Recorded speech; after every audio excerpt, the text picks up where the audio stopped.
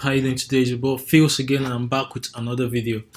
This video is a very important one for my NFT guys. If you actually into the NFT space, as you know that this year is actually the NFT year.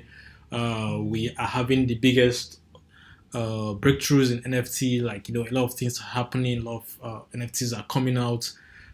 It's actually important that you actually understand all the stuff that is around the NFT space so that you avoid the pitfalls and the mistakes that actually comes with them.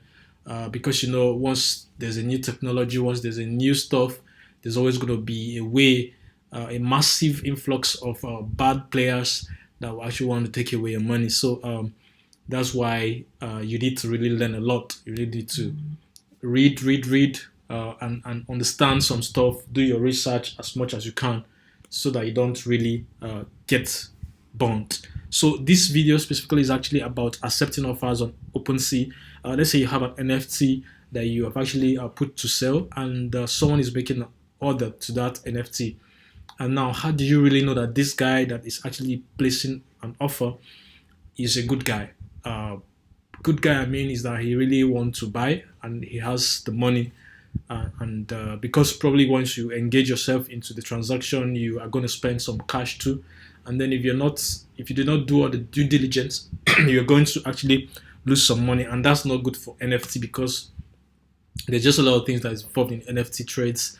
You're probably going to do a lot of fees. Fees are always plenty. There's a lot of fees to pay in NFT.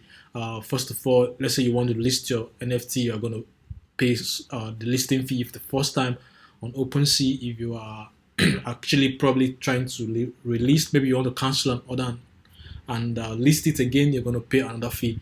If you want to increase a price, let's say you've listed something for 0.5 ETH and then you want to change it to 1 ETH, you're going to actually have to cancel it. And when you cancel, I think you're going to also pay fee. And then when you want to start afresh, you're going to pay fee. So you see, a lot of things are actually fee. So that's why we want to actually avoid these pitfalls while we're actually trying to make more money. Since this is what the channel is about, making more money, we need to actually avoid losing money at all costs. And this is the only way we can do that, by actually being informed and doing all the due diligence. So right now, I'm going to take a look at a particular NFT that is listed, and I'm going to look at the offer that was made to that, and I'm going to check if this guy really wants to buy, and I'm going to show you how to do that now. Let's go to the profile. This particular NFT account has a wallet already attached. So if you're on the web, you need to click on the wallet, and then probably you need to connect your wallet here.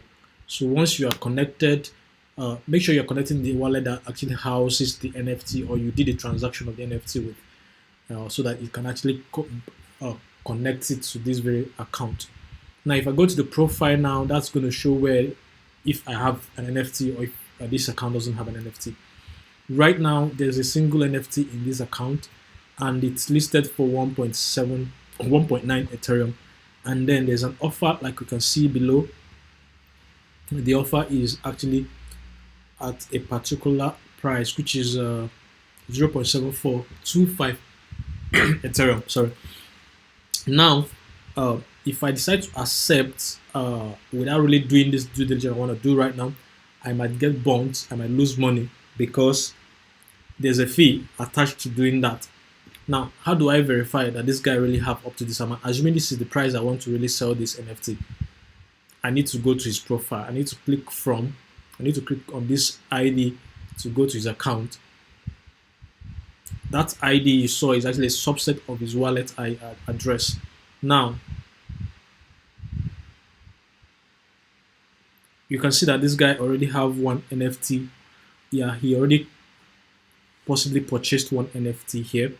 Now, I need to copy his wallet address, and I'm going to go to Etherscan to confirm if he really have enough money to pay for this one, so that when I decide to accept, I'm not going to get burned. Right now, I'm going to check out his address. I'm in his address already, and I'm seeing that we have like $22,000 worth, and then we have 9.2 Ethereum or worth, which is wrapped Ethereum. and you can see that he already have one NFT who bought already. So this is really a good deal, assuming I want to accept this very offer, right? So coming back here now,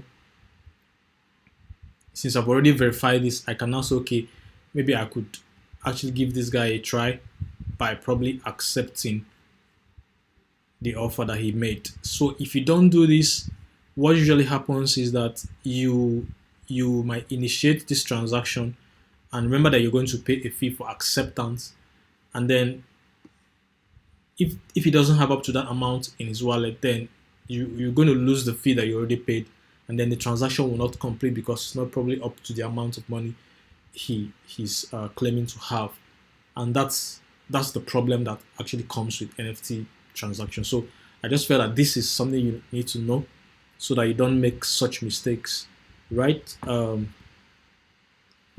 I hope this video helps you, and if it did, please don't forget to subscribe, don't forget to share, comment.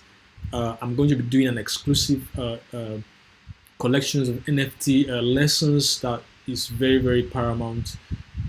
First of all, by how to get in an NFT that probably gonna make sense, because there's just plenty of them, just like we have cryptos and tokens.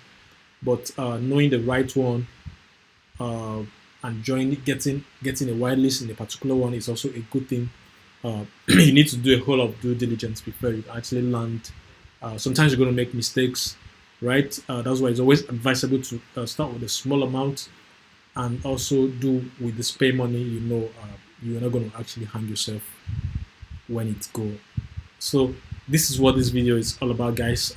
Don't forget to subscribe and share this video. I'm going to see you in another one.